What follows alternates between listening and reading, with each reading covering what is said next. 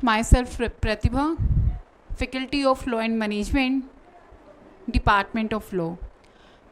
In the previous lecture, we have discussed about the Section 14 of Indian Contract Act 1872, in which we have already discussed about the free consent of the parties, जहाँ पर हमने पढ़ा था कि दो parties जब किसी same thing पे एग्री हो जाती हैं तो वो क्या बन जाता है, हमारा फ्री कंसेंट में कंसिडर हो जाता है. We already discussed all the point regarding the free consent, right? In the next topic, we already discussed about the coercion and undue influence, right? In the section 15 and in the section 16, section 15 already discussed about the coercion. What do you mean by coercion? जहाँ पर party को threat किया जाता है या फिर commit किया जाता है थ्रेट. कौन सा थ्रेट? जो कि इंडियन पिनल कोड में प्रोहिबिटेड है, प्रोहिबिटेड बाय द लॉ. ठीक है, अगर ऐसे कंसेंट ली जाती है, कोर्जन के द्वारा कंसेंट ली जाती है, तो वो कंसेंट क्या होती है? वो कंसेंट हमारी टोटली वॉइडेबल कॉन्ट्रैक्ट में कंसिडर हो जाता है. वहाँ पे it's totally up to on the parties, वो चाहे तो उसे कैरी फर्दर कर सकते हैं या फिर क्या कर सकते हैं, वहाँ पर डैमेज के लिए क्लेम कर सकते हैं, कॉन्ट्रैक्ट को रिस्काइंड कर सकते हैं, जहाँ पर कॉन्ट्रैक्ट खत्म हो जाएगा. ठीक है. In the next section 16, we already discussed about the undue influence. I already told you in the previous lecture, there are two parties in the undue influence. दो पार्टी होती हैं कॉन्ट्रैक्ट बनाने के लिए भी, जहाँ पर एक पार्टी अपनी पोजीशन का क्या करती है, मिसयूज करती है और दूसरी पार्टी को डोमिनेट करती है और अनफेयर एडवांटेज को गेन करती है. That will include in the undue influence, right? I already told you in the previous lecture about the teacher and student relationship, doctor and patient relationship, and other also, right? So in this lecture we will discuss about the section 17. ये किसके बारे में है? Fraud के बारे में है. ठीक है, जहां पर आपकी कंसेंट कैसे ली गई है? फ्रॉड से ली गई है. ठीक है.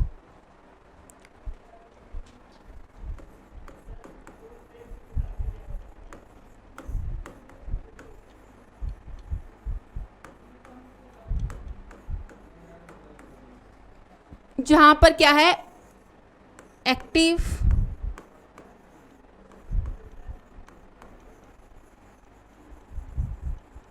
Concealment of fact by the parties, by the parties.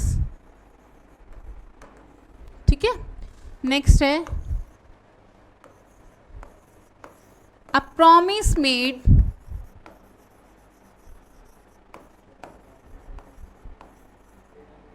without an intention, without an intention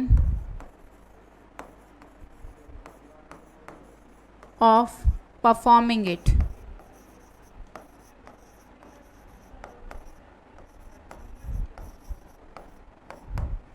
Any other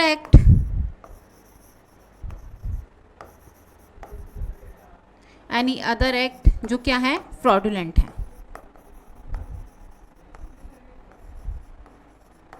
ठीक है. अब सिंपल से वर्ड्स में मैं आपको समझाती हूँ. ठीक है. What do you mean by fraud? जहाँ पे पार्टीज को फैक्ट्स का पता होता है, पता होते हुए भी पार्टीज क्या करती है? कंसील करती है. क्यों कंसील करती है party? Let's take an example. आगे हम समझेंगे एग्जाम्पल को, अभी इतना समझ लेते हैं. जहां पर पार्टी ने क्या किया है? There is a party A and B. ठीक है. ए ने क्या किया है? कुछ फैक्ट्स को कंसील किया है. क्यों कंसील किया है? ताकि ऑफरर चाहता है कि offeree, who is offeree? B. ताकि ए चाहता है कि बी कॉन्ट्रैक्ट में एंटर हो जाए. तो हम क्या करेंगे? हम बोल सकते हैं कि ए ने बी को मिसगाइड किया है. ठीक है, डिसीव किया है. डिसीव मतलब मिसगाइड करना.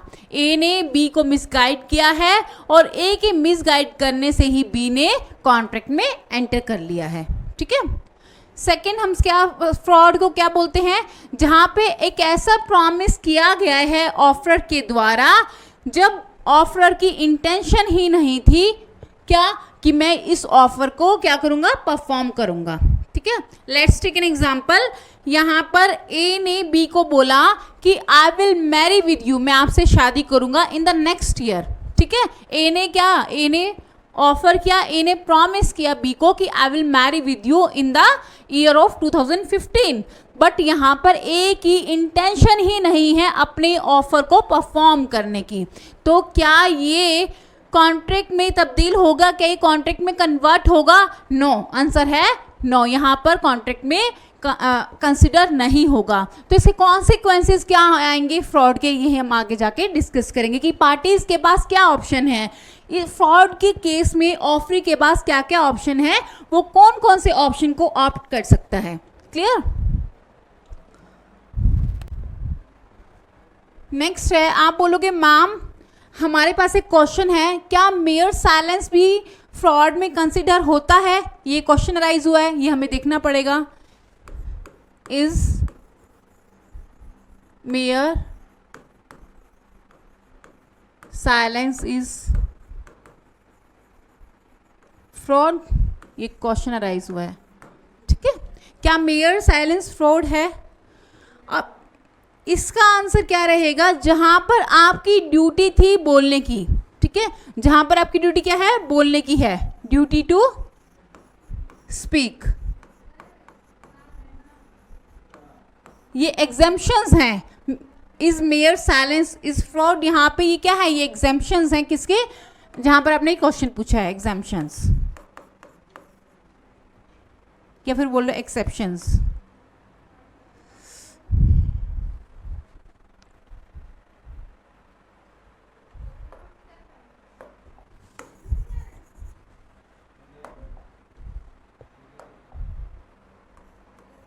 ठीक है, यहाँ पर आपने क्वेश्चन पूछा क्या मैं मेयर क्या साइलेंट रहना, अगर ए को पता है कि मेरी किसी चीज़ में डिफ़ॉल्ट है और वो चुप है, क्या वो भी फ्रॉड में कंसिडर होगा? आंसर है नो, वो फ्रॉड में कंसिडर नहीं होगा। लेकिन अगर ऐसा केस है जहाँ पर ए की ड्यूटी बनती है कि उसे बोलना चाहिए था, वहाँ पर ये फ्रॉड में कंसिडर हो जाएगा। ठीक है, नेक्स्ट है silence equivalent to speech, silence equivalent to speech.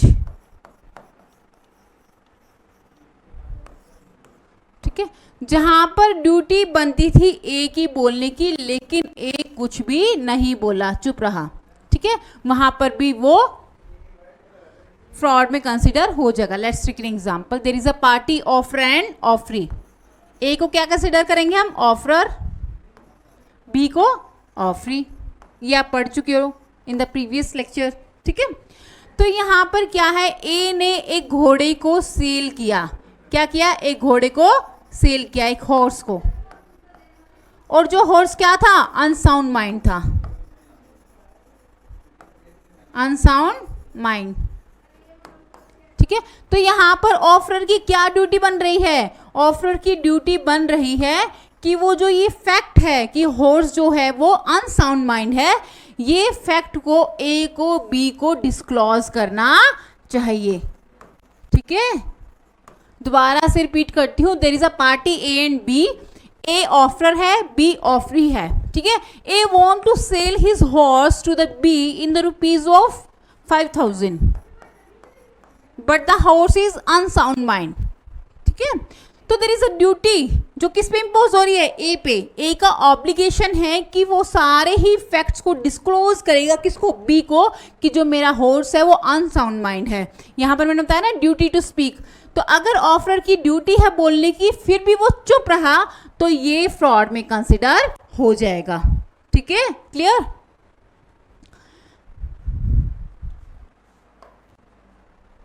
Next है इफेक्ट ऑफ फ्रॉड। अभी मैंने आपको एक केस बताया जिसमें मैंने आपको बताया there are two parties A and B. A क्या था हमारा, ऑफरर था, बी क्या था, ऑफरी था, बताया था ना। यहाँ पर ए क्या कर रहा था, किसको सेल कर रहा था, हॉर्स को। हॉर्स क्या था, अनसाउंड माइंड था, क्या था बेटा, अनसाउंड माइंड, बताया था ना मैंने आपको। तो ए ने क्या नहीं किया था, ए ने फैक्ट्स को कि हम जो हॉर्स है वो अनसाउंड माइंड है बी को डिस्क्लोज नहीं किया था, जो कि ड्यूटी थी ए की बताने की। क्या ड्यूटी थी? Duty to speak, duty to tell, ठीक है, टू द बी। लेकिन यहाँ पर ए ने नहीं बताया। तो यहाँ पर इफ ये जो बना, ये क्या बना, ये हमारा क्या बन गया, ये हमारा कॉन्ट्रैक्ट तो बना, लेकिन यहाँ पे कौन सा कॉन्ट्रैक्ट है? वॉइडेबल। कौन सा? Voidable. What do you mean by a voidable contract? I already told you in the previous lecture. जहाँ पर it's totally up to on the parties. ये B के ऊपर निर्भर करता है। अगर वो चाहे तो वो क्या कर सकता है, कॉन्ट्रैक्ट को आगे चला सकता है, और वो चाहे तो कॉन्ट्रैक्ट को क्या कर सकता है, रिस्काइंड कर सकता है। ठीक है, ये इफेक्ट है फ्रॉड की। या तो वो कॉन्ट्रैक्ट क्या करेगा, रिस्काइंड कर देगा, या कॉन्ट्रैक्ट को कैरी फर्दर करेगा, आगे लेके जाएगा, या फिर क्या करेगा, वो स्यू फाइल करेगा। File a sue on the parties, file a sue on A कौन था, ऑफरर। या तो वो क्या करेगा, कॉन्ट्रैक्ट को खत्म कर देगा, ठीक है, कोई भी एक्शन नहीं लेगा, या फिर वो केस फाइल करेगा किस पर, ए पर, ऑफरर पर, ठीक है, कि इसने मुझे झूठ बोलकर, मुझे फैक्ट को कंसील करके मुझे कॉन्ट्रैक्ट में एंटर करा लिया, और यहाँ पर इसकी ड्यूटी बनती है कि मेरे पैसे वापस दे। ठीक है, पैसे तो वापस देगा, साथ में कंपनसेशन भी देगा। ठीक है, या फिर ड्यूटी क्या करेगा, या फिर बी के पास ऑप्शन है कि वो आगे कुछ भी एक्शन ना लेते हुए कॉन्ट्रैक्ट को पूरा परफॉर्म कर सकता है। ठीक है, next we will discuss about the misrepresentation. ये किसका पार्ट है, ये भी फ्री कंसेंट का ही पार्ट है, that is mentioned in section 18।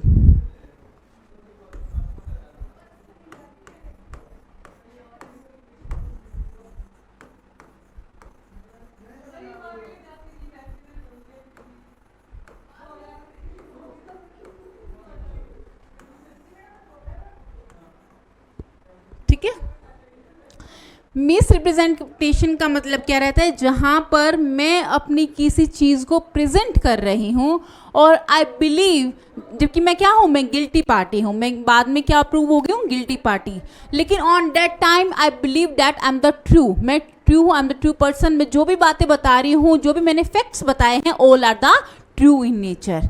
So we can say that जो भी गिल्टी पार्टी प्रूव होती है, ठीक है, अगर उस पर केस किया जाता है तो वहाँ पर जो भी फैक्ट्स गिल्टी पार्टी ने बताए थे उस टाइम पर, उसकी इंटेंशन जो क्या थी, क्या थी, वो मतलब उसने कोई भी फ्रॉड नहीं किया था, उसकी इंटेंशन ट्रू थी, उसने ट्रू नेचर में ही सारे फैक्ट्स को डिस्क्राइब किया था, वो किसी भी पार्टी, सामने वाली पार्टी को डिसीव नहीं करना चाहता था। ठीक है, let's take an example, there are two parties, contract में हमेशा दो पार्टी रहेंगी, ए एंड बी। ठीक है, तो यहाँ पर ए एंड बी के बीच में कॉन्ट्रैक्ट हुआ, किसको, रेडियो को सेल करने के लिए, किसको, रेडियो को सेल करने के लिए। क्लियर? तो यहाँ पर जब क्या कॉन्ट्रैक्ट एंटर हुआ ए एंड बी के बीच में रेडियो को सेल करने के लिए, ए ने बी को 5000 रुपीज़ में रेडियो सेल कर दिया and B purchase it. B ने क्या किया, रेडियो को परचेज कर लिया। Clear? After some time B को क्या लगा, उस रेडियो में कुछ डिफॉल्ट्स लगे। क्या लगे, डिफॉल्ट्स लगे। ए ने ये बात क्या किया, ए ने स्यू फाइल कर दिया। पहले ए को बताई, सॉरी बी ने बात ए को बताई, उसके बाद ए ने बोला कि जब मैंने आपको रेडियो दिया था उस टाइम पर मुझे ऐसा लगा था कि रेडियो बिल्कुल सही हालत में है और रेडियो में कोई भी डिफॉल्ट नहीं है। ठीक है, तो यहाँ पर जब बी ने ए पर स्यू फाइल किया, केस फाइल किया, तो वहाँ पर ये बात प्रूव हुई कि ए की जो इंटेंशन थी वो बी को डिसीव करने की नहीं थी। ए की इंटेंशन बी को मिसगाइड करने की नहीं थी। ए की जो इंटेंशन थी वो प्योर इंटेंशन थी और ए बी को डिसीव नहीं करना चाहता था, क्योंकि ए को खुद ही नॉलेज नहीं थी यहाँ पर कि रेडियो में कुछ डिफॉल्ट है। माना ए जो है वो गिल्टी पार्टी है, लेकिन उसने क्या किया, उसने मिस रिप्रेजेंटेशन किया, क्योंकि वो खुद भी उस चीज़ से अवेयर नहीं था। ठीक है, क्लियर। तो यहाँ पर जो है, यहाँ पर बी ने एक पर जब सू फाइल किया तो वहाँ पे कोर्ट में प्रूव हुआ कि जो माना कि ए जो है वो गिल्टी पार्टी है, लेकिन ये फ्रॉड में कंसीडर नहीं होगा, क्योंकि ए को उस चीज़ की खुद भी क्या नहीं थी, खुद भी अवेयर नहीं था। अगर ए को पता होता कि रेडियो में डिफॉल्ट्स हैं, ठीक है, कुछ ऐसे फैक्ट्स हैं जहाँ पर बी को हानि हो सकती है आगे जाके, और ए फिर ऐसे करता, ए फैक्ट्स को कंसील करता, ठीक है, तब वो जाके फ्रॉड में कंसीडर हो जाता। लेकिन यहाँ पर जो ए की इंटेंशन है वो प्योर इंटेंशन है और ए बी को डिसीव नहीं करना चाहता। ठीक है, तो यहाँ पर जो कॉन्ट्रैक्ट वो क्या हो जाएगा, वो वॉइड कॉन्ट्रैक्ट में कंसीडर हो जाएगा। किसमें, वॉइड कॉन्ट्रैक्ट में कंसीडर हो जाएगा। जो कॉन्ट्रैक्ट है वो नल एंड वॉइड डिक्लेयर हो जाएगा। ठीक है, नेक्स्ट है हमारे पास मिस्टेक।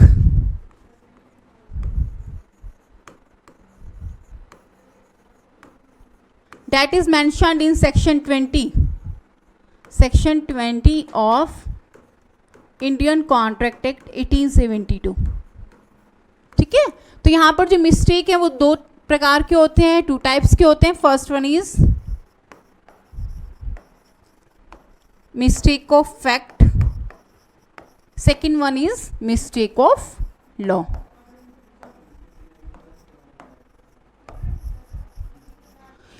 यहाँ पर मिस्टेक ऑफ फैक्ट जो है वो भी आगे दो प्रकार के होते हैं, बायलेटरल,